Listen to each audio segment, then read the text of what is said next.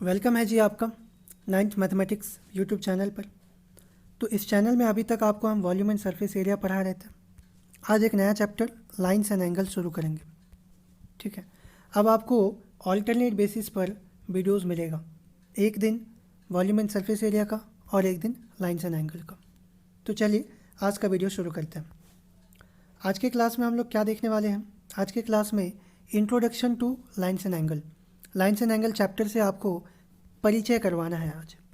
आज के चैप्टर को, आज के क्लास को आप देख करके ये समझ जाएंगे कि पूरे चैप्टर में आप क्या पढ़ने वाले हैं। पूरे चैप्टर में आपको क्या नया चीज़ मिलेगा। 8th क्लास में जैसे कि आप एक्सियम के बारे में आप नहीं पढ़े होंगे, आप इससे रूबरू होंगे। आप थ्योरम्स के बारे में थोड़ा बहुत पढ़े होंगे, अब आप यहाँ पर अच्छे से थ्योरम्स बनाएंगे। ठीक है, इसी तरह से और भी कई सारा चीज़ है, वो सारा चीज़ हम लोग देखेंगे। तो क्या क्या मिलने वाला है हम लोग को, देखिए। कंटेंट्स में आज के क्लास का कंटेंट्स है, पहले बेसिक टर्म्स, उसके बाद एंगल्स एंड देयर टाइप्स बताएंगे, उसके बाद 2 एक्सियम करवाएंगे, लीनियर पेयर एक्सियम है, और उसके बाद फाइनली क्लास को ख़त्म करते वक्त एक थ्योरम बताएंगे, और इस तरीके से आज का क्लास होगा ख़त्म।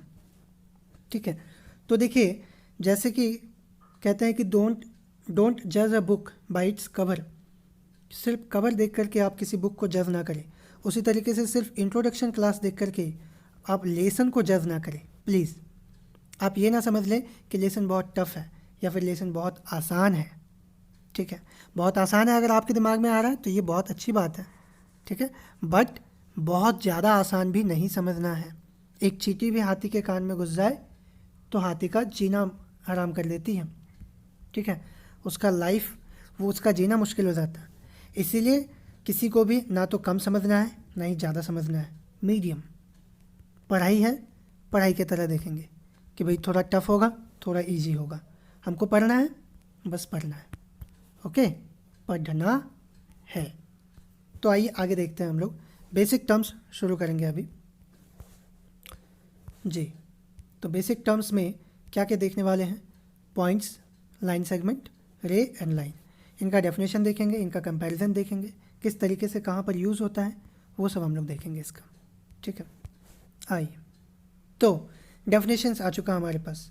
डेफिनेशंस में सबसे पहले पॉइंट का डेफिनेशन है कि पॉइंट किसे कहते हैं। अ जियोमेट्रिकल फिगर, इसको जूम कर लेते हैं, yes. A geometrical figure with no length, no breadth और हाइट। एक ऐसा जियोमेट्रिकल फिगर जिसमें ना तो लेंथ है, ना ब्रेथ है और ना ही हाइट है, उसको पॉइंट कहते हैं। ठीक है, तो पॉइंट आखिरकार करता क्या है, इसका काम क्या है? ना तो लेंथ है, ना ब्रेथ है और ना ही हाइट है, तो ये काम क्या करता है, कैसे काम करता है? तो ये बताता है पोजीशन। किसी भी चीज़ का ये पोजीशन बताता है। किसी प्लेन में, फॉर एग्जांपल यहाँ पर एक ट्रायंगल है, तो इस ट्रायंगल का पोजीशन पॉइंट के कारण ही पता चलता है, क्योंकि पॉइंट से ही लाइन सेगमेंट बना है और लाइन सेगमेंट से ये ट्रायंगल बना। तो इस ट्रायंगल का पता किससे पता चला? पॉइंट से पता चला। तो पॉइंट का ये काम है। ओके, आई होप कि पॉइंट का डेफिनेशन आपको क्लियर हो गया होगा। अब आगे देखते हैं लाइन सेगमेंट। लाइन सेगमेंट का डेफिनेशन क्या है? The shortest distance means the straight distance between 2 given points is called a line segment. सबसे कम डिस्टेंस यानी कि स्ट्रेट डिस्टेंस दो दिए हुए पॉइंट्स के बीच में जो सबसे कम डिस्टेंस है। सबसे कम डिस्टेंस का मतलब आप ऐसे करके भी डिस्टेंस नाप सकते हैं ना, इधर से कि यहाँ से यहाँ तक हम नाप लिए, तो वो बड़ा डिस्टेंस हो गया। बड़ा नहीं, सबसे कम, सबसे शॉर्टेस्ट डिस्टेंस जो कि स्ट्रेट होगा, सीधा होगा, उस डिस्टेंस को हम लोग लाइन सेगमेंट कहते हैं। किन के बीच का? 2 पॉइंट्स के बीच का। एक पॉइंट यहाँ, एक पॉइंट यहाँ, इन दोनों के बीच का जो सबसे छोटा डिस्टेंस है, जो कि सीधा होगा, सीधा लाइन बन नहीं पा रहा हमसे, सीधा डिस्टेंस जो होगा उसको हम लोग कहेंगे लाइन सेगमेंट। ओके, अब देखिए, लाइन सेगमेंट का आपको शुरुआती पॉइंट भी पता है, यानी कि कहाँ से शुरू हो रहा है वो भी आपको पता है, और कहाँ पर ये ख़त्म हो रहा है वो भी आपको पता है। एक यहाँ और एक यहाँ, तो ये दोनों हुआ इसका एंड पॉइंट। एंड पॉइंट क्यों कह रहे हैं? एंड पॉइंट, इसको भी एंड पॉइंट कह दिए, उसको भी एंड पॉइंट कह दिए। क्यों कह रहे हैं ऐसा, वो बताते हैं अभी आपको। हाँ जी, तो कोई स्टूडेंट है वो ये कह सकता है कि सर ये जो पॉइंट ए है और ये पॉइंट बी है, हम ये मानते हैं कि यहाँ से शुरू किए, यहाँ पर ख़त्म किए। कोई दूसरा स्टूडेंट ये कह सकता है कि सर हम पॉइंट बी से शुरू किए डिस्टेंस जो नाप रहे हैं दोनों के बीच का, पॉइंट बी से शुरू किए, स्टार्ट किए और पॉइंट ए पर एंड किए, ख़त्म किए। तो देखिए ये पॉइंट बी एक बार एंडिंग पॉइंट बन गया एक के लिए और किसी और के लिए स्टार्टिंग पॉइंट। उसी तरीके से पॉइंट ए भी स्टार्टिंग पॉइंट और एंडिंग पॉइंट दोनों की तरह ही ये काम कर रहा है, ठीक है। इसीलिए इन दोनों को झमेला हटा करके हम लोग सीधे कहते हैं एंडिंग पॉइंट, ठीक है, कि दोनों ही एंडिंग पॉइंट है। तो इस तरीके से एक लाइन सेगमेंट में कितना एंड पॉइंट्स हो गया, 2 हो गया, याद रखेंगे। दूसरी बात, लाइन सेगमेंट का जो लेंथ है, जो लंबाई है वो फिक्स्ड है ना, 2 सेंटीमीटर 4 सेंटीमीटर कुछ भी है वो फिक्स्ड है। तो ये दूसरी बात हो गई। लाइन सेगमेंट के बारे में आपको 2 बातें पता चल गई। पहला, इसका 2 एंड पॉइंट होता है और दूसरा, इसका जो लेंथ है वो फिक्स्ड होता है। ओके, अब आते हैं थर्ड डेफिनेशन पर। थर्ड डेफिनेशन क्या है अपने पास, रे है। रे का मतलब क्या है, a line segment that x tends endlessly in one direction. एक डायरेक्शन में वो एंडलेसली चलते रहता है। एंडलेसली का मतलब कि बस चलते जा रहा है, चलते जा रहा है, रुकता ही नहीं है, ठीक है। आपको पिक्चर बना करके दिखाते हैं। जैसे यहाँ से शुरू हुआ पॉइंट ए और पॉइंट ए से शुरू होकर के चलते जा रहा है, रुक ही नहीं रहा है कहीं पर। इस तरह से एरो है, एरो का मतलब हो कि वो चलते जा रहा है, इस डायरेक्शन में चलते जा रहा है। तो इसको कहेंगे हम लोग रे। ये 2 तरीके से लिखा जा सकता है, एक तो ऐसे और एक ऐसे भी बन सकता है। कहने का मतलब है कि या तो उस डायरेक्शन में जाए या फिर इस डायरेक्शन में जाए, ठीक। तो इसका एक एंड पॉइंट होगा, आपको दिख रहा है ना, एक एंड पॉइंट है और इसका लेंथ फिक्स्ड नहीं है क्योंकि आप नाप ही नहीं सकते, ये तो चलते जा रहा है, राइट, चलते जा रहा है, आप इसको नाप नहीं सकते। तो इसका एक एंड पॉइंट होगा और इसका लेंथ फिक्स्ड नहीं होता है, नॉट फिक्स्ड, NF। ओके, तो इस तरीके से 3 डेफिनेशन हो गया। अब चौथा डेफिनेशन क्या है, लाइन। लाइन किसे कहते हैं, ध्यान से देखेंगे जी। अ रे that x tends endlessly in both direction. एक ऐसा रे जो कि दोनों ही डायरेक्शन में जाता है। अभी तो हम लोग देखें कि एक डायरेक्शन में जा रहा था, एक डायरेक्शन में गया तो उसको रे कहेंगे, ठीक है। अगर वो दोनों डायरेक्शन में जा रहा है तब उसको कह देंगे हम लोग लाइन, ठीक। अच्छा, एक रे की जगह पर आप यहाँ पे लाइन सेगमेंट भी लिख सकते हैं कि एक ऐसा लाइन सेगमेंट जो कि दोनों तरफ जाता है उसको हम लोग लाइन कहते हैं। सिंपल है। अब इसका देखिए इन पॉइंट भी नहीं है, एक भी इन पॉइंट नहीं, 0, और इसका लेंथ वो तो फिक्स्ड है ही नहीं, नॉट फिक्स्ड। तो इस तरीके से आपको 4 डेफिनेशन क्लियर हो गया होगा, पॉइंट, रे, लाइन सेगमेंट और लाइन। ये चारों आपको बता दी। अब इनके बारे में वही जो बातें अभी आपको हम बताएं वो बातें भी यहाँ पर हम लिखे हैं। देखिए लाइन सेगमेंट के बारे में क्या है, इट हैज़ 2 एंड पॉइंट्स। इसका 2 एंड पॉइंट होता है लाइन सेगमेंट का, and it has a fixed और डेफिनेट लेंथ, डेफिनेट लेंथ होता है। उसके बाद रे का इट हैज़ 1 एंड पॉइंट, एक एंड पॉइंट होता है, और इट डजंट हैव फिक्स्ड और डेफिनेट लेंथ, इसका डेफिनेट लेंथ नहीं होता। लाइन के बारे में आप खुद से लिख सकते हैं, it has no end point and it has not fixed और डेफिनेट लेंथ, दैट्स इट, ठीक। तो इस तरीके से आपको 2 बातें सबके बारे में पता चल गई। ये प्रॉपर्टीज़ हैं, properties of line segment, properties of line, properties of rays. Okay, अब यहाँ तक क्लियर हो गया। तो अब इसके आगे देखते हैं क्या है, कंपैरिजन। अच्छा, कंपैरिजन से पहले एक नोट है, उस नोट को देख लीजिए। ये रहा नोट अपने पास। Yes, although line and line segments are different. Line और लाइन सेगमेंट क्या है, डिफरेंट है। आप अभी पढ़ें कि दोनों अलग है। अलग से मेरा मतलब यह है कि एक्चुअली आप अगर गौर करेंगे तो लाइन सेगमेंट लाइन का ही हिस्सा है। लाइन अनंत है, वो चलते रहता है, चलते रहता है ये, और लाइन सेगमेंट उसी का हिस्सा है, एक फिक्स्ड पॉइंट से दूसरे फिक्स्ड पॉइंट तक का दूरी। तो इस लिहाज से ये दोनों अलग है कि लाइन में इन पॉइंट्स नहीं है, लाइन सेगमेंट में इन पॉइंट है। लाइन में डेफिनेट लेंथ नहीं है, लाइन सेगमेंट में डेफिनेट लेंथ है, ठीक है। इस लिहाज से, इस नज़रिए से ये दोनों डिफरेंट है। बाकी अगर दूसरे नज़रिए से देखें तो लाइन सेगमेंट लाइन का ही हिस्सा है, ठीक है। तो आगे क्या लिखें, although line and line segments are different but generally we use both terms as same. मतलब लाइन और लाइन सेगमेंट को हम लोग एक ही तरीके से, एक ही मीनिंग में यूज़ करते हैं। क्यों? क्योंकि वही बताया, दोनों एक दूसरे का, दोनों नहीं, लाइन सेगमेंट लाइन का ही हिस्सा है, इसलिए हम लोग लाइन सेगमेंट अगर कह रहे हैं तो वहाँ पे लाइन समझ लेते हैं, और अगर लाइन कह रहे हैं तो लाइन सेगमेंट समझ लेते हैं। तो इसमें कन्फ्यूज़न वाला कोई बात नहीं है।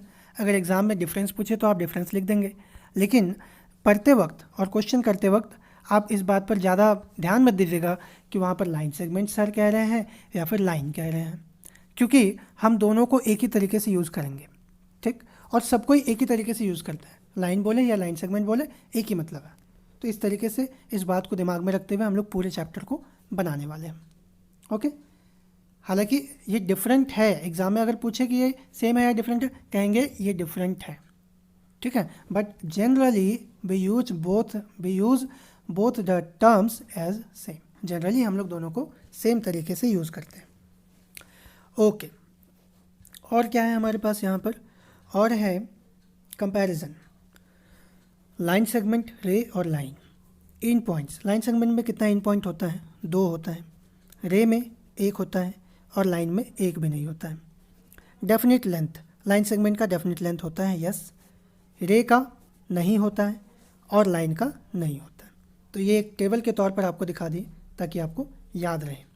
ओके, इसको जूम करके भी दिखा देते हैं, ये रहा, आप चाहें तो स्क्रीनशॉट ले सकते हैं।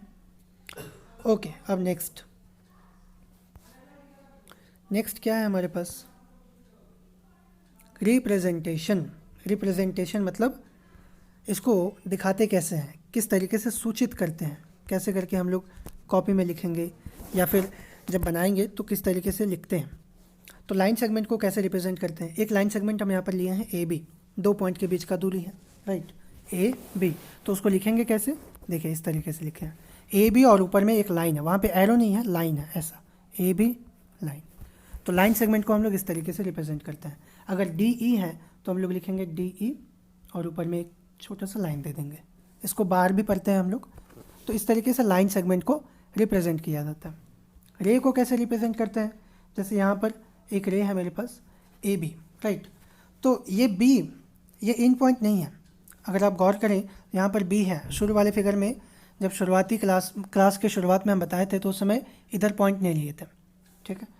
तो अब यहाँ पर पॉइंट देख करके आपके दिमाग में ये कन्फ्यूज़न आ सकता है कि ये एंड पॉइंट है, तो रे का तो 2 एंड पॉइंट हो गया। नहीं जी, ये एंड पॉइंट नहीं है। कैसे नहीं है, गौर करेंगे, गौर से देखेंगे। ये जो रे है जो कि ए से शुरू हुआ है और चलते जा रहा है, एक्चुअली यहाँ पर बहुत सारा पॉइंट है, राइट, इन सारे पॉइंट्स का वो कलेक्शन है और ये पॉइंट चलते जा रहा है, चलते जा रहा है, चलते जा रहा है, ठीक है, इनडेफिनेटली।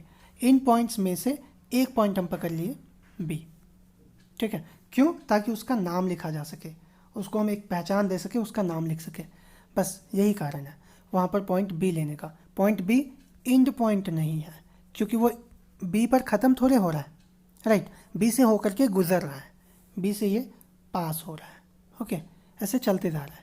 तो बी हम लिए एक पॉइंट ऐसे ही रैंडमली, यहाँ पे बहुत सारा पॉइंट था, बहुत सारे पॉइंट्स में से एक पॉइंट हम ले लिए बी, और इसके हेल्प से हम इसका नाम लिख सकेंगे। क्या नाम लिखें, ए बी। ए बी लिख करके ऊपर में एरो दे दिए, या फिर बी ए लिखें, बी ए लिख करके ऊपर में उल्टा एरो दे दी। ये एरो का क्या चक्कर है, ध्यान से समझेंगे। देखिए, ए से शुरू हो रहा है, बी की तरफ जाते जा रहा है, बी पर ख़त्म नहीं हुआ है, राइट, ए से शुरू है, बी की तरफ जाते जा रहा है। तो हम लोग चाहे जैसे भी लिखें, इस बात को दिखाना ज़रूरी होगा कि वो ए से शुरू हुआ और बी की तरफ भाग रहा है, ऐसे लिखेंगे, सॉरी, राइट, ऐसे लिखेंगे, ए बी, ए से शुरू हुआ तो ए से शुरुआत और बी की तरफ भाग रहा है तो बी में एरो दे दी कि बी की तरफ जा रहा है। अगर हम बी ए लिखते हैं, अगर बी ए लिखते हैं तो इसको ऐसे देंगे कि ए से शुरू हुआ, बी की तरफ भाग रहा है, ऐसा, बी की तरफ एरो दे दिए। तो इस तरीके से रे को हम लोग रिप्रेजेंट करते हैं, इस तरीके से दिखाते हैं, कहाँ से शुरू हुआ और किधर वो भाग रहा है ना, किधर वो जाते जा रहा है, वो दिखाना ज़रूरी होता है। तो इस तरीके से रे को रिप्रेजेंट किया जाता है। अब है लाइन, लाइन को कैसे रिप्रेजेंट करेंगे, तो जैसे कि रे को किए उसी तरीके से लाइन का रिप्रेजेंटेशन होगा, बस फ़र्क यह है कि यहाँ पर दोनों तरफ एरो होगा, देखिए लिखे हैं ना, ए बी और एरो दे दिए दोनों तरफ, ऐसा, ठीक है। तो इस तरीके से लाइन सेगमेंट और रे का रिप्रेजेंटेशन होता है। बट एक बात और यहाँ पर बताने वाले हैं हम, क्या बताने वाले हैं, गौर करेंगे। Although the way of representation of line segment and line are different, जिस तरीके से हम लाइन सेगमेंट और लाइन को रिप्रेजेंट कर रहे हैं, दिखा रहे हैं कि भाई इस तरीके से लाइन सेगमेंट को लिखा जाता है, इस तरीके से लाइन को लिखा जाता है, but we shall use A B for representation both. ठीक है। हम लोग ए बी सिंपल टर्म लिखेंगे, ए बी दोनों को ही रिप्रेजेंट करने के लिए, चाहे वो लाइन सेगमेंट हो या फिर लाइन हो, दोनों को सिंपल ए बी से रिप्रेजेंट करेंगे, डायरेक्ट लिखेंगे ए बी। बार बार ये दिखाने का ज़रूरत नहीं है कि सर ये लाइन सेगमेंट है, कि सर ये लाइन है, ठीक है, ये करने का ज़रूरत नहीं है। चाहे वो लाइन सेगमेंट हो या फिर लाइन हो, आप सिर्फ ए बी लिखिए, इससे पता चल जाएगा। यही बात आपको हम अभी थोड़ी देर पहले भी बताएं कि ऑल्दो लाइन सेगमेंट और लाइन में डिफरेंस है, बट फिर भी जनरली हम लोग दोनों में डिफरेंस नहीं मानते हैं, ठीक है, और लाइन सेगमेंट और लाइन को इक्वल मान के चलते हैं।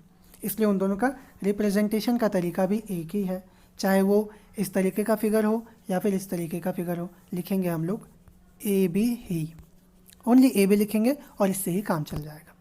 हाँ, सिर्फ रे जब होगा, रे का जब बारी आएगा तो रे को हम लोग प्रॉपरली रिप्रेजेंट करेंगे, बी ए लिखे या फिर ए बी लिखे, लेकिन उसमें प्रॉपरली बताएंगे कि वो कहाँ से शुरू हुआ है और किसकी तरफ जा रहा है, ठीक है। सपोज डी ई है तो डी से शुरू हुआ, ए की तरफ ये भाग रहा है, ऐसा हम लोग दिखाएंगे, ठीक है। बट लाइन सेगमेंट और लाइन में हम लोग कोई भी डिफरेंस नहीं है, दोनों में सिंपल लिखेंगे ए बी। ओके, चलिए, आई होप कि आपको यहाँ तक समझ में आ गया होगा। अब आगे देखते हैं क्या है हमारे पास। सेकंड पार्ट आ गया। सेकंड पार्ट क्या था? सेकंड पार्ट था एंगल्स एंड देयर टाइप्स, कोण और उनके प्रकार, ठीक है। तो एंगल्स और उनके टाइप्स को हम लोग देखेंगे। चलिए देखते हैं।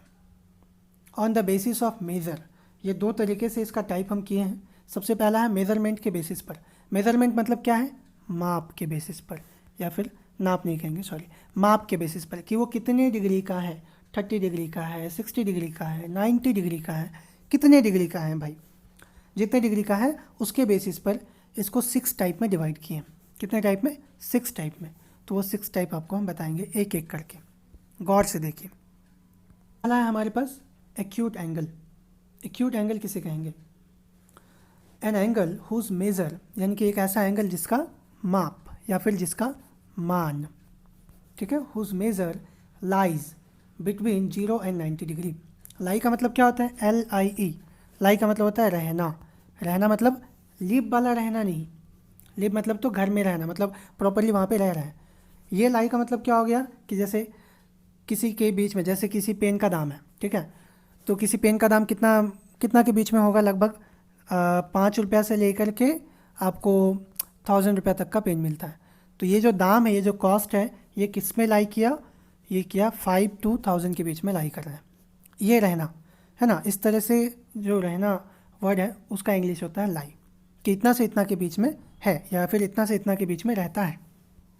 तो जिस एंगल का मेज़र यानी कि माप यानी कि मान 0 से 90 डिग्री के बीच में रहता है उसको कहते हैं हम लोग acute angle. For example 30 degree का एंगल है, 30 डिग्री, ये एक एक्यूट एंगल हो गया। क्यों? क्योंकि इसका जो मान है ये 0 से 90 डिग्री के बीच में है। उसी तरीके से कोई एंगल 60 डिग्री का है तो वो भी एक्यूट एंगल है, कोई एंगल 89 डिग्री का है तो भी एक्यूट है। बट अगर 90 डिग्री है तो ये एक्यूट नहीं होगा। क्यों? क्योंकि बोला है कि 0 से 90 के बीच में होना चाहिए, उसके बीच होना चाहिए, 90 नहीं होना चाहिए। 90 होगा तो फिर उसको कुछ और कहेंगे। क्या कहेंगे हम लोग? उसको कहेंगे, ये आ गया अपना राइट एंगल, उसको कहते हैं हम लोग राइट एंगल। देखिए लिखे भी हैं, an angle whose measure is exactly 90 degree, जिसका मेज़रमेंट, जिसका माप एग्जैक्टली 90 डिग्री होता है, is called the right angle, उसको राइट एंगल कहते हैं। ओके, जो 90 डिग्री है वो राइट एंगल हो गया। इसके बाद तीसरा एंगल है अपने पास obtuse angle. An angle whose measure lies between 90 and 180 degree, जिसका मेज़रमेंट 180 और 90 डिग्री के बीच में है, यानी कि 91 डिग्री का हो गया, है ना, 103 डिग्री का हो गया, 170 डिग्री का हो गया, 179 डिग्री का हो गया। तो ये सारा एंगल होगा ऑब्ट्यूज एंगल। कोई भी एंगल जो जिसका वैल्यू 90 से लेकर के 180 के बीच में है उसको कहते हैं हम लोग ऑब्ट्यूज एंगल। ओके, अब ऑब्ट्यूज एंगल के बाद में आ जाता है स्ट्रेट एंगल, जिसका वैल्यू 180 डिग्री होगा। An angle whose measure is exactly 180 degree is called a straight angle, उसको हम लोग क्या कहते हैं? स्ट्रेट एंगल कहते हैं। तो सिंपल में अगर हम आपको बताएं, सिंपल में अगर बताएं तो क्या बताएं? लेस देन अगर 90 है, लेस देन 90 वो हो गया एक्यूट, इक्वल टू 90 वो हो गया राइट, ग्रेटर देन 90 वो हो गया ऑब्ट्यूज, इक्वल टू 180 वो हो गया स्ट्रेट।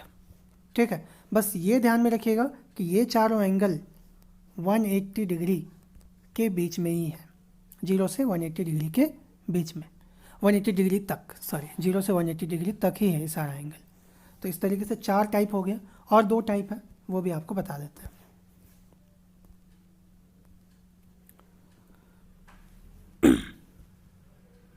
हाँ जी, तो अब है पांचवा टाइप। पांचवा टाइप क्या है? 6 टाइप्स ऑफ एंगल लिखे हैं इधर। ये पांचवा टाइप है रिफ्लेक्स एंगल। तो रिफ्लेक्स एंगल किसको कहते हैं? An angle whose measure lies between 180 and 360 degree.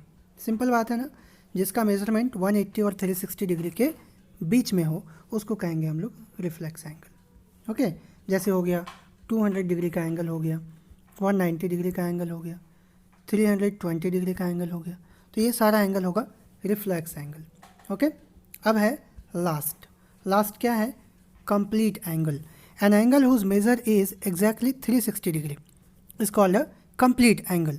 तो जिसका मेजरमेंट 360 डिग्री है, एग्जैक्टली 360 डिग्री, उसको कहते हैं हम लोग कंप्लीट एंगल। ओके, तो इस तरीके से 6 types of angle on the basis of measurement के बेसिस पर आप एंगल्स का टाइप पढ़ लिए। ये हो गया अभी ख़त्म। ठीक है, देखिए आप जो पढ़ें वो चारों आपको दिमाग में रहना चाहिए, एक्यूट, राइट, ऑब्ट्यूज, स्ट्रेट। ठीक है, देन आप अभी पढ़ें, क्या पढ़ें? रिफ्लेक्स पढ़ें आप, और कंप्लीट पढ़ें। अब आगे देखते हैं। तो on the basis of measure आप देख लिए। अब इसके बाद आपको वर्टेक्स आर्म्स और कॉमन आर्म्स समझाना है। ठीक है, ध्यान से समझिए। जैसे मेरे पास ये एंगल है, ठीक, इसमें ये जो पॉइंट है इसको ए मान लिए, ये ओ है, ये बी है। तो इसमें ओ ए जो लाइन है और ए बी जो लाइन है, ये 2 लाइन है। इन दोनों लाइन को हम लोग कहते हैं आर्म्स। ठीक है, इस एंगल का, जिस एंगल का नेम क्या है? एंगल का नेम है ए ओ बी, राइट। नेमिंग करना आपको आता है, ठीक है? नहीं आता है तो बता देते हैं, ध्यान से देखिए। नेमिंग करने के लिए जैसे इस एंगल को नेम करना है, तो ये जो पॉइंट है, जिस पॉइंट पे आके ये मिला है ओ पर, ओ को बीच में रखेंगे, ए और बी को साइड में रखेंगे। जैसे ऐसे करके रख दिए या फिर ऐसे करके रख दिए, दोनों ही तरीके से एंगल का नाम लिख सकते हैं। एंगल ए ओ बी कहें तो भी वही बात है, एंगल बी ओ ए कहें तो भी वही बात है। ओके, अब इसमें आर्म आपको समझ में आ गया। जैसे ये पी क्यू आर है, तो इसमें आर्म हो गया पी क्यू और क्यू आर। ठीक है, जिस पॉइंट पे ये दोनों आर्म जाके मिलता है, यानी कि क्यू है ना, क्यू जो है इसको कहेंगे हम लोग वर्टेक्स। क्या कहेंगे? वर्टेक्स कहेंगे। तो ये वर्टेक्स हो गया और ये आर्म हो गया। आपको ये दोनों बात समझ में आ गया क्लियरली? ओके, अब है कॉमन आर्म। तो कॉमन का मतलब होता है जो दोनों में शामिल हो। जैसे ये एक एंगल है ए ओ बी और एक एंगल है मेरे पास पी क्यू आर। तो इन दोनों में आर्म क्या क्या है? यहाँ पर आर्म है ओ ए और ओ बी, इसमें आर्म है पी क्यू और क्यू आर। तो क्या कोई ऐसा आर्म है जो कि दोनों में यूज़ हुआ हो? नहीं है। यहाँ पे 2 अलग आर्म है, इधर भी 2 अलग अलग आर्म है, पी क्यू और क्यू आर, राइट। सो यहाँ पर कॉमन आर्म नहीं है। जब दोनों में एक ही आर्म होगा तब उसको कॉमन आर्म कहेंगे। जैसे एक हम एग्जांपल दे रहे हैं, ये एंगल है एक, यहाँ पर ओ है, यहाँ पर बी है, यहाँ पर सी है। तो ऊपर में जो एंगल बना, एंगल ए ओ सी, ठीक है, एंगल ए ओ सी। ए ओ सी में क्या क्या आर्म है? तो उसमें है ओ ए और ओ सी, राइट। दूसरा एंगल जो है नीचे बी ओ सी, इसमें आर्म कौन कौन सा है? इसमें है ओ सी और ओ बी। तो ये देखिए ओ सी जो है दोनों में शामिल है ना, तब इसको कहेंगे कि ये कॉमन आर्म है। ठीक है, ओ सी कॉमन आर्म है किसका? ए ओ सी और बी ओ सी का। ध्यान से समझिएगा, आगे वाले क्लासेस में बहुत काम आएगा। इससे आगे अभी जो हम बताएंगे वहाँ पे भी बहुत काम आने वाला है, तो ध्यान से समझिए। सो ओ सी यहाँ पे कॉमन है। अच्छा, एक और एग्जांपल लेते हैं। जैसे कि ये है, ये साइड ऐसे है, ये पी क्यू आर है सपोज करते हैं, और यहाँ पर एस है।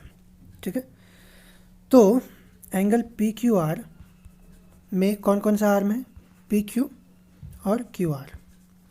ठीक है, एंगल आर क्यू एस में, इसमें कौन कौन सा आर्म है, क्यू आर और क्यू एस।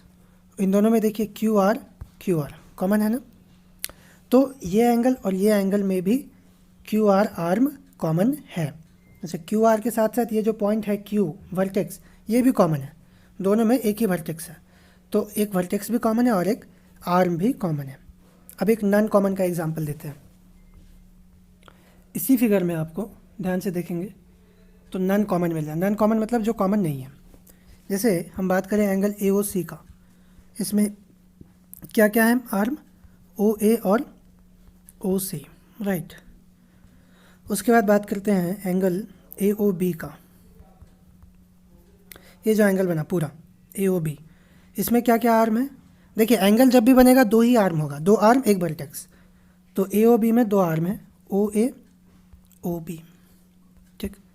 इन दोनों में कॉमन है क्या कोई आर्म, तो है, ओ ए कॉमन है, ठीक है, ओ ए कॉमन है। और नॉन कॉमन कौन है, मतलब जो कॉमन नहीं है, ओ सी और ओ बी, ठीक। तो इस तरीके से कॉमन आर्म हम लोग निकालते हैं, कॉमन आर्म पकड़ते हैं। तो अब एक बार और उसी एग्जाम्पल को हम आपको बताना चाहेंगे। सी, इसमें क्या है, ओ बी आर्म कॉमन है और ये जो ओ है वर्टेक्स वो भी कॉमन है, तो दो चीज़ कॉमन हो गया, एक आर्म और एक वर्टेक्स, ये दोनों कॉमन है, ठीक है। इसके साथ साथ जो नॉन कॉमन आर्म है, यानी कि जो कॉमन नहीं है, कौन कौन, ओ ए और ओ सी, ये किस साइड में है, तो ये ओ बी के ऑपोजिट साइड में है, ऊपर और नीचे, ठीक है। तो जब ऐसा केस हो कि ऐसा दो एंगल जिसमें एक आर्म कॉमन है, ठीक है, एक वर्टेक्स कॉमन है और जो नॉन कॉमन आर्म है वो अपोजिट साइड में है, तब इस तरह के दोनों एंगल को एडजेसेंट एंगल कहते हैं। क्या कहते हैं, एडजेसेंट एंगल। यही हम आपको अभी बताएंगे, ठीक है, बताएंगे। अगर आपको अभी समझ में नहीं आया तो अब नेक्स्ट बता रहे हैं, उसमें आप ध्यान से समझ लीजिए इसको। तो नेक्स्ट आ गया अपने पास, on the basis of formation types of angle. Formation के बेसिस पर एंगल का टाइप, तो एंगल का तीन टाइप हम यहाँ पर दिए हैं, ठीक है। तीनों टाइप को आपको समझा रहे हैं, ध्यान से समझिए। सबसे पहला क्या है, एडजेसेंट एंगल है, क्लियर। तो एडजेसेंट एंगल को आइए जूम करके इसका डेफिनेशन पढ़ते हैं जी। तो डेफिनेशन में, any two angles with a common arm, क्या है, दो एंगल जिसका कि एक कॉमन आर्म हो एंड कॉमन वर्टेक्स, एक कॉमन वर्टेक्स हो। अभी जस्ट बताएं, कोई दो एंगल जिसमें एक आर्म कॉमन हो, एक वर्टेक्स कॉमन हो, सच दैट, इस तरह से कि they are non common arms, यानी कि उनका जो आर्म्स कॉमन नहीं है, lies to opposite sides of the common arm. वो नॉन कॉमन आर्म कहाँ पे है, कॉमन आर्म के अपोजिट में है, ऊपर नीचे, ठीक है, कॉमन आर्म के अपोजिट में है, तब उस तरह के एंगल को हम लोग एडजेसेंट एंगल कहेंगे। Is said to be a pair of an adjacent angle, उसको एडजेसेंट एंगल का पेयर कहते हैं, ठीक है। एक बार फिर से देखिए, पढ़ रहे हैं, any two angle with a common arm, एक कॉमन आर्म है, एक कॉमन वर्टेक्स है, ध्यान रखिएगा, such that their non common arms, उनका जो नॉन कॉमन आर्म है वो अपोजिट साइड में है। किसके अपोजिट साइड में, कॉमन आर्म के अपोजिट साइड में, तब उन दोनों एंगल को हम लोग एडजेसेंट एंगल्स कहते हैं, ठीक है। एडजेसेंट एंगल कहें या फिर पेयर ऑफ एडजेसेंट एंगल बोले, एक ही बात है। अब देखिए इसमें, इस डेफिनेशन में ध्यान देने वाला बात क्या क्या है, यहाँ पर दो बातें आपको ध्यान में रखनी है। तो क्या क्या ध्यान में रखना है, सबसे पहला कॉमन क्या होगा, क्या कॉमन होगा, एक आर्म कॉमन होगा और एक वर्टेक्स कॉमन होगा, one arm and one vertex, okay, these, सबसे पहला कॉमन, दीज आर कॉमन। उसके बाद नॉन कॉमन आर्म्स, जो नॉन कॉमन आर्म्स है वो कहाँ पर होगा, on opposite sides of the common arm, common arm के ऑपोजिट साइड में, मतलब ये अगर कॉमन आर्म है तो जो नॉन कॉमन आर्म है वो या तो इधर होगा, मतलब एक इधर होगा और एक इधर होगा, ऐसा करके होगा, कॉमन आर्म के ऑपोजिट में, एक ही तरफ नहीं रहेगा। कहने का मतलब है कि अगर ये कॉमन आर्म है तो ऐसे करके नहीं रह सकता नॉन कॉमन आर्म, ठीक है, ऊपर में नहीं रह सकता। ये कॉमन आर्म है अभी, तो इसके एक ही साइड में हो गया ना ये दोनों, ऐसा नहीं रह सकता, ऑपोजिट साइड में होना चाहिए। ऑपोजिट साइड मतलब अगर ये अपना कॉमन आर्म है तो इधर रहे और इधर रहे, ऐसा हुआ, ठीक है। ये कॉमन आर्म हो, ये हो गया ऑपोजिट साइड। तो एक कॉमन आर्म हो, कॉमन वर्टेक्स हो, और जो नॉन कॉमन आर्म है यानी कि जो कॉमन नहीं है वो ऊपर नीचे या फिर अपोजिट साइड में है, तब उस एंगल को हम लोग एडजेसेंट एंगल कहेंगे। जैसे कि एग्जांपल के तौर पर AOC और BOC, यहाँ पे हम पिक्चर बनाए हुए हैं, फिगर बनाए हुए हैं, देखिए AOC और BOC ये वाला। इसमें देखिए एंगल AOC और एंगल BOC, राइट। इसमें कॉमन आर्म कौन है? तो कॉमन आर्म है OC, दोनों में कॉमन है, दोनों में शामिल है। और जो वर्टेक्स है O, ये भी दोनों में कॉमन है। उसके बाद नॉन कॉमन कौन है? नॉन कॉमन हो गया OA और OB, ये दोनों इस कॉमन आर्म के ऑपोजिट साइड में है, इस साइड और इस साइड। इसीलिए ये दोनों एंगल यानी कि AOC और BOC एडजेसेंट एंगल हुआ, ठीक है। ये हो गया अपना एडजेसेंट एंगल। वही फिगर है यहाँ पर भी, मतलब उसी को उस साइड में भी यूज़ करेंगे हम लोग, तो वहाँ पे अलग बात है, वो बताएंगे। तो एग्जांपल वही है, सेम चीज़ है। तो देखिए यहाँ पर देखिए BOC हुआ ना, BOC और AOC, इन दोनों में कॉमन क्या है? OC कॉमन है, O कॉमन है, मतलब वर्टेक्स कॉमन है। और जो नॉन कॉमन आर्म है OA और OB, ये दोनों ऊपर नीचे हैं, अपोजिट साइड में है, किसके? कॉमन आर्म के। इसलिए इन दोनों एंगल को हम लोग कहेंगे एडजेसेंट एंगल्स, ठीक। अब देखिए ये कॉमन और नॉन कॉमन हम कैसे निकाल रहे हैं, ध्यान से समझेंगे। एंगल AOC का बात करते हैं, ठीक है। इसमें कौन कौन सा आर्म है? OA और OC, और वर्टेक्स क्या है? O। उसके बाद एंगल BOC का बात करें, BOC में क्या क्या है आर्म? OC, OB और वर्टेक्स क्या है? O। तो देखिए वर्टेक्स भी कॉमन है OO, ठीक। उसके बाद OC ये कॉमन आर्म हो गया। अब जो नॉन कॉमन आर्म है, नॉन कॉमन मतलब जो कॉमन नहीं है, कौन नहीं है? OA और OB, तो ये दोनों किस साइड में है? देखिए ऑपोजिट साइड में है। OA और OB जो है ऑपोजिट साइड में है, किसके ऑपोजिट साइड में? OC के। इसीलिए ये दोनों एंगल हुआ एडजेसेंट एंगल, ठीक। देखिए क्लास मतलब 2 मिनट 3 मिनट का ही बात है, बट नहीं समझे हैं तो आपको बहुत दिक्कत होगा, इसलिए हम इसको 2-3 बार रिपीट किए हैं। आप वीडियो को पीछे कर करके जब तक समझ में नहीं आए प्लीज़ देखिए, और ख़ुद से जो है एग्जांपल लीजिए। जैसे यहाँ पर एक पिक्चर हो गया हम लोग के पास PQR, और यहाँ पे ऐसे, तो ये दोनों भी एडजेसेंट एंगल है। बट अगर ऐसा पिक्चर है तो ये एंगल और ये एंगल, मतलब यानी कि बड़ा वाला ABC, ठीक है, और ABO, ये दोनों एंगल, ये एंगल, ठीक है, ऊपर वाला ABO, और ये जो पूरा एंगल बना ABC, ये वाला, ये दोनों एडजेसेंट नहीं है, ठीक है। क्यों नहीं है? क्योंकि इसमें जो नॉन कॉमन आर्म है वो कॉमन आर्म के ऑपोजिट साइड्स में नहीं है, ठीक है। आप इस चीज़ को खुद से करके देखिए। चलिए अब आगे देखते हैं दूसरा टाइप क्या है। दूसरा टाइप है linear pair of angles. Linear pair of angle किसको कहेंगे? कोई एक ऐसा एडजेसेंट एंगल का पेयर, ठीक है, कोई एक ऐसा एडजेसेंट एंगल का पेयर जिसका सम यानी कि जिसको प्लस करके आंसर 180 डिग्री है, ठीक है। लेकिन वो पहले एडजेसेंट एंगल होना ज़रूरी है। अगर किसी एडजेसेंट एंगल का सम 180 डिग्री होता है तब उसको हम लोग कहते हैं लीनियर पेयर ऑफ एंगल्स, ठीक है। देखिए वही चीज़ हम यहाँ पे लिखे भी हैं, दिखा रहे हैं। सो ये हो गया a pair of adjacent angles whose sum is exactly 180 degree, जिसका सम एग्जैक्टली कितना है? 180 डिग्री है, is said to be a linear pair of angles. उसको हम लोग लीनियर पेयर ऑफ एंगल कहते हैं। सिंपली ये हो गया कि जो एडजेसेंट एंगल वहाँ पे बना है फिगर में, उन दोनों का सम 180 डिग्री है। अगर ऐसा है तो उसको हम लोग लीनियर पेयर ऑफ एंगल कहेंगे। ये हो गया AOC और BOC, angle AOC plus angle BOC is equal to 180 degree. अगर ये मिला, क्योंकि ये दोनों एडजेसेंट है और इन दोनों का सम 180 है, तब इसको हम लोग कहेंगे linear pair of angles. Okay, चलिए एक और है थर्ड, वो भी समझ लीजिए। थर्ड है हमारे पास वर्टिकली ऑपोजिट एंगल्स। अब वर्टिकली ऑपोजिट एंगल किसको कहेंगे समझेंगे ध्यान से। जब दो लाइन एक दूसरे को इंटरसेक्ट करते हैं, इंटरसेक्ट मतलब काटता है किसी पॉइंट पे, ठीक है। यहाँ पे O पर काटा, AC और BD दो लाइन है, तो जब दो लाइन एक दूसरे को काटता है तो जो ऑपोजिट एंगल बनता है इस तरह से, आमने सामने का जो एंगल है, ये एंगल और ये एंगल, इनको कहते हैं हम लोग वर्टिकली ऑपोजिट एंगल, क्योंकि एक दूसरे के वर्टेक्स पर ये ऑपोजिटली बने हैं, ठीक है। आपको हम बड़ा करके पिक्चर बना के दिखाते हैं। ये एंगल और ये एंगल आपस में वर्टिकली ऑपोजिट एंगल हुआ, शॉर्ट में BOA, आमने सामने का एंगल। सिंपल में ऐसे याद रखेंगे। अब देखिए लिखे क्या है। सो हम यहाँ पे लिखे हैं when two line segments, जब दो line segment intersect each other, जब दो लाइन सेगमेंट आप एक दूसरे को इंटरसेक्ट करते हैं यानी कि एक दूसरे को काटते हैं। देन द एंगल्स फॉर्म्ड, तब जो एंगल बनता है ना, form so opposite to each other, इस तरह का एंगल जो कि एक दूसरे के ऑपोजिट में है उनको हम लोग वर्टिकली ऑपोजिट एंगल कहते हैं।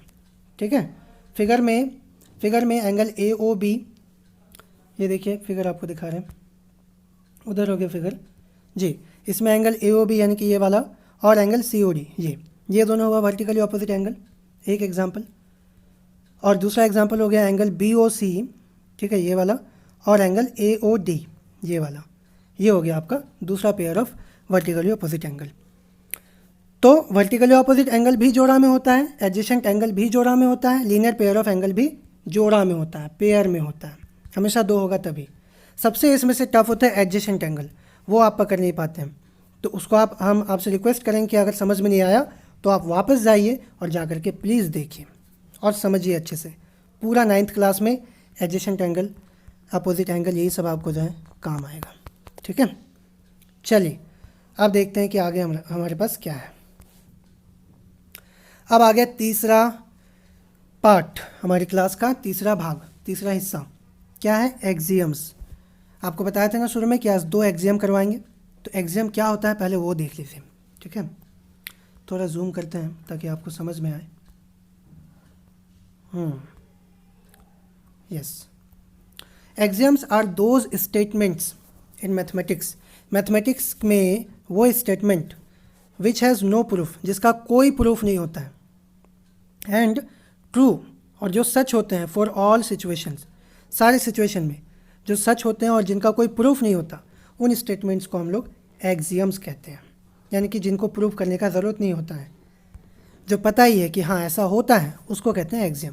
फॉर एग्जाम्पल 2 + 2 = 4 एक्सियम है ना, 5 - 1 = 4 एक्सियम है। ठीक है, तो इस तरह के स्टेटमेंट्स को हम लोग एक्सियम कहते हैं। यहाँ पर हम लोग प्लस माइनस वाला नहीं देखेंगे, वो जस्ट एग्जांपल के तौर पे आपको दिए। यहाँ पर हम लोग लाइंस और ये सब सेगमेंट, एंगल, इनका एग्जाम्स पढ़ने वाले हैं। तो आइए आज 2 एग्जाम करवाएंगे। ठीक है, देखते हैं 2 में से पहला एग्जाम क्या है। हाँ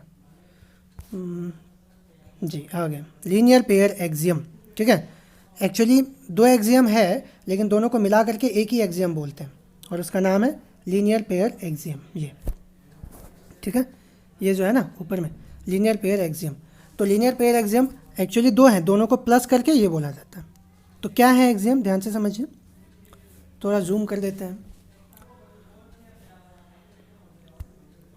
exam number 1। So exam number 1 क्या है कि इफ़ अ रे स्टैंड्स ऑन अ लाइन, अगर एक रे एक लाइन पर स्टैंड करता है, मतलब ये एक लाइन है सपोज करते हैं और इस पर एक रे स्टैंड कर रहा है, ऐसा ये रे है, then the sum of 2 adjacent angle so formed is 180 degree. तब जो एडजेसेंट एंगल बना, 2 एडजेसेंट एंगल जो बना, एक ये और एक ये, इन दोनों का सम हमेशा 180 डिग्री ही होगा। ठीक है, अब देखिए कोई स्टूडेंट कहेगा कि सर ये लाइन है, इस पर हम इस तरह से एंगल बना लिए 4, ठीक, तो क्या ये भी एडजेसेंट एंगल है सारा? नहीं, सारा एडजेसेंट एंगल कैसे होगा, यही तो बात आपको बताया ना। एडजेसेंट एंगल हमेशा जोड़ा में होता है, एक पेयर में होता है। ठीक है, 2 ही होगा एडजेसेंट एंगल, मतलब ये और ये होगा, उसके बाद ये और ये होगा। ठीक है, जोड़ा कितना भी हो सकता है लेकिन सारा एक दूसरे का एडजेसेंट होगा ऐसा ज़रूरी नहीं है। ठीक है, मतलब सारा का सारा एडजेसेंट बोल देंगे कि हाँ सब एडजेसेंट है, वो नहीं कह सकते। पेयर होगा, वो कंडीशन फॉलो करेगा कि एक आर्म कॉमन है, एक वर्टेक्स कॉमन है, उसके बाद जो नॉन कॉमन आर्म है वो कॉमन आर्म के ऑपोजिट साइड में है, तब जाकर के वो एडजेसेंट होगा। ठीक, तो यहाँ पर तो सीधे सीधे वो सारा कंडीशन फॉलो हो रहा है, आपको हम बताएं भी उधर एग्जांपल दे करके। तो इस तरह से अगर एडजेसेंट एंगल बनता है तब उन दोनों का सम हमेशा 180 डिग्री होता है। ठीक है, अब एग्जाम नंबर 2 इसी का ऑपोजिट है, रिवर्स है। If the sum of 2 adjacent angles is 180 degree, अगर 2 एडजेसेंट एंगल का सम कितना है 180 डिग्री है, तब जो नॉन कॉमन आर्म्स है, ठीक है, of the angles form a line, जो नॉन कॉमन आर्म्स है वो एक लाइन बनाएगा, एक लाइन स्ट्रेट लाइन होगा। जैसे आप ये देखिए, ये इस तरीके से है ना, सपोज करते ये दोनों 180 बना रहा है, तो जो नॉन कॉमन आर्म हुआ, नॉन कॉमन मतलब OC और OB, ये एक स्ट्रेट लाइन बना रहा है, देखिए है ना, ये स्ट्रेट लाइन है। ठीक, तो ये 2 हुआ एक्सियम। पहला एक्सियम क्या कहता है कि अगर किसी लाइन पर एक रे स्टैंड करता है तब जो एडजेसेंट एंगल बनेगा उसका सम होगा 180 डिग्री। इसका ऑपोजिट एक्सियम 2 कहता है कि अगर एडजेसेंट एंगल का सम 180 डिग्री है, ठीक है, तब जो नॉन कॉमन आर्म्स है यानी कि ये और ये दोनों मिल करके एक लाइन बनाएगा, स्ट्रेट लाइन बनाएगा, ठीक है। ये और ये दोनों मिल करके एक स्ट्रेट लाइन बनाएगा, कहने का मतलब ये है, ठीक। इन दोनों एक्सियम को मिला करके हम लोग कहते हैं लीनियर पेयर एक्सियम, ठीक है, लीनियर पेयर एक्सियम, ठीक। ये पिक्चर दिए हैं यहाँ पर, पिक्चर देने का ये भी मकसद है कि खैर आप ये पिक्चर का क्या मीनिंग है आप खुद से सोचिए, कुछ काम आपके लिए भी छोड़ देते हैं ओके। तो लीनियर पेयर एग्जाम हो गया ख़त्म, आज 2 एग्जाम करवा दें। अब आते हैं क्लास के आखिरी भाग में, आखिरी भाग है हम लोग का 4 थ्योरम, ठीक है। आज एक थ्योरम करवाने वाले हैं। तो थ्योरम्स पहले होता क्या है वो देख लीजिए, डेफिनेशन पढ़ लेते हैं।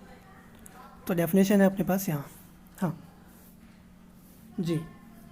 थ्योरम्स आर, यहाँ पे आर है लिखा हुआ, ए छूट गया, are those statements in mathematics, mathematics में वो स्टेटमेंट विच हैज़ प्रूफ, जिनका क्या है प्रूफ है, and true for corresponding conditions, और जो उस थ्योरम के हिसाब से जो कंडीशन दिया है उस कंडीशन में ही सच है, ठीक है, उस कंडीशन के लिए सही है, उन स्टेटमेंट्स को हम लोग थ्योरम कहते हैं।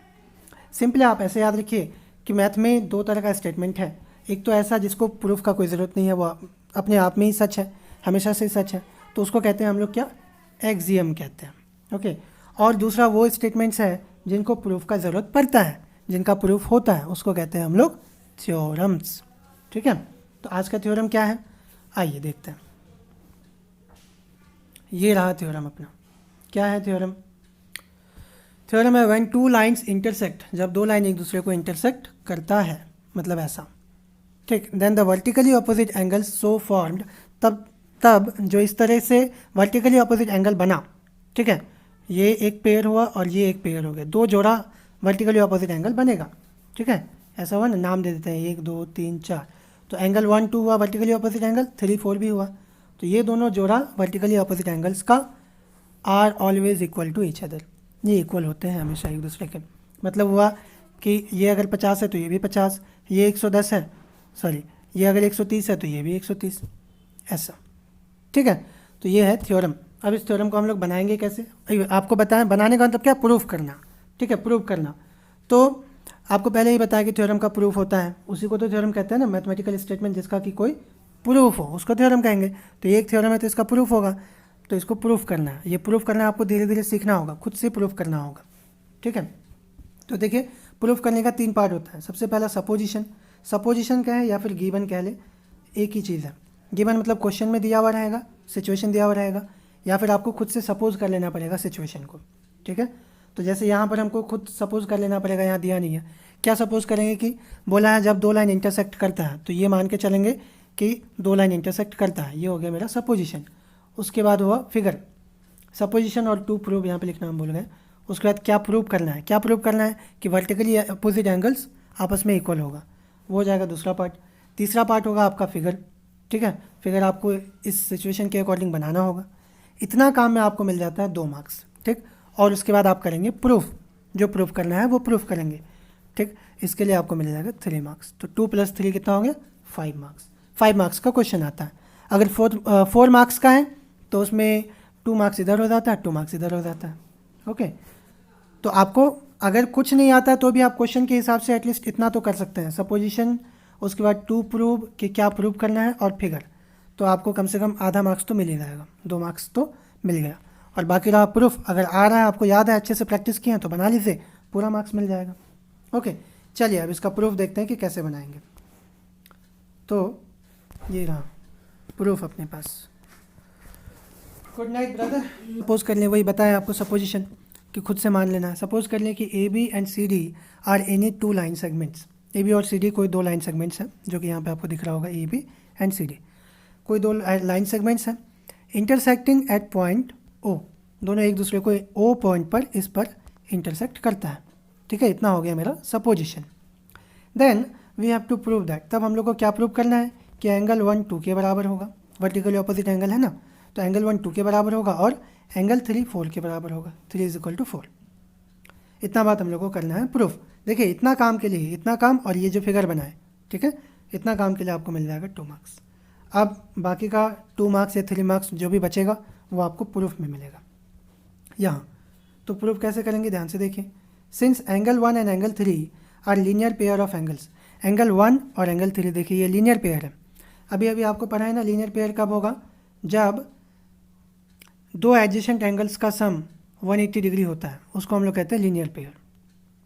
ठीक है, तो ये हो गया। आप देखें ये आपका लीनियर पेयर बन गया 1 और 3, तो 1 + 3 कितना हो जाएगा, 180 डिग्री हो जाएगा। या फिर इसको हम लोग ऐसे भी कहेंगे कि किसी स्ट्रेट लाइन पर जितना भी एंगल बनता है उन सबका सम 180 डिग्री होता है। ये एक एक्सियम है, जितना भी एंगल बनेगा, चाहे 10 बने, 5 बने, 8 बने या सिर्फ 2 ही बने, तो यहाँ पर 2 एंगल बन रहा है, एक इधर एक इधर, तो दोनों का सम 180 डिग्री होगा। तो वो लिख करके भी हम लोग यहाँ पे सॉल्व कर सकते हैं। ठीक है, अभी तक लिखे नहीं है कि लीनियर पेयर एक्सियम का यूज़ कर रहे हैं, वो यहाँ पे लिखे हम बाद में। अभी तो फिलहाल सिर्फ यही बताए हैं कि 1 and 3 are linear pair of angles. 1 और 3 क्या है, लीनियर पेयर है। जब लीनियर पेयर है तो दोनों का सम कितना होगा, यानी कि दोनों को प्लस करके कितना आएगा, 180 डिग्री आएगा। सो 1 + 3 = 180 डिग्री। ओके, अब ये क्यों हुआ, क्योंकि ये था linear pair axiom. Linear pair axiom का यूज़ करके ये हुआ। ठीक, आप यहाँ पे अगर लीनियर पेयर एक्सियम नहीं लिखना, मतलब इसके जगह पर एक और लिख सकते हैं। क्या लिख सकते हैं, straight line, straight line axiom. ठीक है, कि स्ट्रेट लाइन पर जितना भी एंगल बनता है उन सब का सम 180 होता है। यहाँ पर 2 बन रहा है 1 और 3, तो 1 और 3 का सम 180 हुआ, तो स्ट्रेट लाइन एक्सियम से वो हो गया। थ्योरम में ये होता है, हर लाइन का आपको कारण देना पड़ता है कि आप कहाँ से लेके आएँ। तो ये 1 + 3 = 180 हम लेके आए लीनियर पेयर एक्सियम से। ओके, सिमिलरली आप देखिए 3 और 2 ये भी लीनियर पेयर बनता है ना स्ट्रेट लाइन CD पर, तो इन दोनों का सम भी कितना होगा, 180 डिग्री होगा। राइट, सो वो हम लिखेंगे। अब सिमिलरली लिखेंगे, जब एक ही रूल को बार बार यूज़ करें तो सिमिलरली लिखेंगे। ठीक है, तो अब सिमिलरली यहाँ पे लिखें, देखिए सिमिलरली 2 + 3 = 180 डिग्री। ओके, देयरफॉर अब ये हो गया इक्वेशन 1 और इक्वेशन 2, वो हम नहीं लिखे हैं, आप चाहें तो लिख सकते हैं, कोई फ़र्क नहीं पड़ता, ऐसे भी बना सकते हैं। सो यहाँ पर क्या था मेरे पास कि 1 + 3 180 डिग्री है। ठीक है, और अभी क्या आया, अभी आ गया कि 2 + 3 भी 180 डिग्री है, यानी कि 1 + 3 और 2 + 3 आपस में इक्वल है, बराबर है। ये भी 180, ये भी 180, तो बराबर हुआ ना, इसलिए देयरफॉर 1 + 3 = 2 + 3 कर दिए। अब 3 को इस साइड लेके आ गए। ठीक है, 3 को जब इस साइड लेके आए तो वो माइनस में हो गया, +3 से -3। ठीक, ये नंबर नहीं है ये एंगल है, प्लस एंगल 3 से माइनस एंगल 3 बन गया, तो इधर में बच जाएगा हम लोग के पास सिर्फ 1 लिखें, इज इक्वल टू यहाँ पे पहले से 2 + 3 था, 2 + 3 मतलब एंगल 2 + एंगल 3 उतार दी। उसके बाद एंगल 3 को इधर लेके आए तो वो माइनस एंगल 3 बन गया, है ना। अब ये प्लस एंगल 3 और माइनस एंगल 3 कट जाएगा, जितना भी वैल्यू होगा एंगल 3 का 50 डिग्री है सपोज, तो ये एंगल 3 भी तो 50 डिग्री ही होगा, तो प्लस माइनस माइनस हो जाएगा, कैंसिल हो जाएगा 50-50। राइट, तो ये दोनों कैंसिल हो गया, तो क्या बचा, इधर 1 और इधर 2, तो 1 = 2 आ गया। ठीक है, देखिए यही प्रूव करना था ना हम लोग को, आपको दिखा रहे हैं, देखिए यहाँ पर 1 = 2 प्रूव करना था, सो 1 + 2 हो गया प्रूव। सिमिलरली अगर हम लोग 2 + 4 = 180 लेंगे और 4 + 1 = 180 लेंगे, ठीक है, तो उससे जो है हम लोग का 1 और 3 और 4 आपस में इक्वल आ जाएगा। तो बस अब क्योंकि सेम प्रोसेस है इसलिए सेम प्रोसेस को हम लोग यूज़ नहीं करेंगे बार बार, डायरेक्ट लिख देंगे सिमिलरली एंगल 3 = एंगल 4, खत्म। Hence the theorem is proved. Okay, कुछ बड़ा बात नहीं था, सिंपल प्रूफ में आपको हम एक बार फिर से बताते हैं क्या ध्यान में रखना है। लीनियर पेयर एक्सियम ध्यान में रखना है, और क्या करना है, ये लिखना है सबसे पहले कि since A B is a straight line, ठीक है, A B is a straight line, so angle, sorry यहाँ पे क्या क्या हो रहा है, हाँ A B is a straight line, so angle 1 + 3 = 180, right. Again CD is also a straight line, so angle 2 + 3 = 180. From equation 1 and 2, 1 + 3 = 2 + 3, so लिखेंगे 1 + 3 = 2 + 3, 3 और 3 कैंसिल हो गए क्योंकि दोनों प्लस में है, ठीक है, तो angle 1 = angle 2, similarly angle 3 = angle 4, बस हो गया प्रूव्ड। तो थ्योरम बड़ा ही सिंपल था, और ये जो थ्योरम है ये आपके आने वाले क्वेश्चंस में, इसके बाद हम एग्जांपल्स बताएंगे, उन एग्जांपल्स में इस थ्योरम का भरपूर यूज़ है, बहुत ज़्यादा यूज़ है, तो आप थ्योरम को अच्छे से समझ कर रखें। थ्योरम का यूज़ होने से मतलब ये है कि इस बात का, इस स्टेटमेंट का यूज़ होगा, जो स्टेटमेंट इधर दिया हुआ था ना, कहाँ गया, हाँ, ये जो स्टेटमेंट है सिर्फ इसका यूज़ होगा कि when two lines are intersect each other then the vertically opposite angle so formed are equal to each other. जब भी दो लाइन इंटरसेक्ट करेगा तो वर्टिकली अपोजिट एंगल इक्वल होगा। बस इस बात का यूज़ होगा, पूरा थ्योरम बार बार नहीं बनाना, एक बार प्रूफ हो गया बस काम खत्म। अब मैथ जब बनाएंगे हम लोग तो मैथ बनाते वक्त इस बात का यूज़ करेंगे। फॉर एग्जाम्पल यहाँ पे दिया हुआ 50 डिग्री और ये एंगल 1 है, ये पता करना है, तो डायरेक्ट हम लोग लिखेंगे angle 1 is equal to 50 degree. कैसे आ गया? तो ये है BOA। BOA का मतलब क्या होगा? Vertical opposite angle. खत्म, एक लाइन में मैथ बन जाएगा। ठीक है, उसी तरीके से कोई क्वेश्चन हमको ऐसा दे दिया, एक दे रहे हैं आपको बना के दिखा रहे हैं। हाँ जी, ऐसे करके एक क्वेश्चन दे दिया कि ये 30 डिग्री है, आप ये वाला एंगल पता कीजिए। सपोज़ कीजिए ये वाला एंगल आपको पता करना है, एंगल 1, तो इसको 2 मान लेंगे पहले। तो देखिए एंगल 2 बराबर क्या हो जाएगा, क्योंकि 2 और 30 ये वर्टिकली ऑपोजिट एंगल है, तो 2 भी 30 हो जाएगा BOA से। ठीक है, तो 2 पता चल गया। उसके बाद 1 और 2 मिलकर के कितना होगा? 180, क्योंकि वो लीनियर पेयर है, राइट, लीनियर पेयर है। 2 का वैल्यू पता चल गया आपको 30, यहाँ पे 30 रखेंगे, 30 को इस साइड लेके जाएंगे, माइनस होगा, तो 180 माइनस 30 कितना हो जाएगा? 150। ठीक है, कोई बात नहीं, आज थोड़ा फास्ट ये बता दिए, इसलिए बता दें क्योंकि आज का ये टॉपिक नहीं है, आज हमको थ्योरम पे ही क्लास ख़त्म करना है, तो आज के लिए इतना ही रखेंगे। नेक्स्ट क्लास में जो है आपको हम इस चैप्टर का एग्जाम्पल्स करवाएंगे। ठीक है, एक्सरसाइज 6.1 का एग्जाम्पल्स बताएंगे। ठीक, तो तब तक के लिए आप खुश रहिए, आबाद रहिए, और ये सारा को रिवीजन कीजिए। वीडियो को आप नहीं होता 2-3 बार 4 बार देखें, और सारा टॉपिक को, सारा कॉन्सेप्ट को आप क्लियर कीजिए। ठीक है, सारा बात बताए हैं, कोई भी बात हमको नहीं लगता है कि इसमें जो है छोड़े हैं। ठीक है, ऑलमोस्ट जितना भी बेसिक है वो सारा समझाए हैं। ठीक, तो बस अच्छा लास्ट का तो बस इस तरीके से देखिए, ये सारा बता दिए, लीनियर पेयर एग्जाम्पल, ये वर्टिकली अपोजिट एंगल बता दिया आपको, फिर एग्जाम बताना था, एग्जाम बता दिए, उसके बाद लीनियर पेयर एग्जाम, वही 2 एग्जाम बताना था वो बता दिए, फिर थ्योरम एक करवाना था वो थ्योरम करवा दिए कि vertically opposite angles are equal. Okay, तो बस इस तरह से ये ख़त्म हुआ। सब्सक्राइब कर लीजिए 9th मैथमेटिक्स चैनल को, फ्रेंड्स में शेयर कीजिए इस तरह के क्लासेस को डेली पाने के लिए, और थैंक यू क्लास देखने के लिए।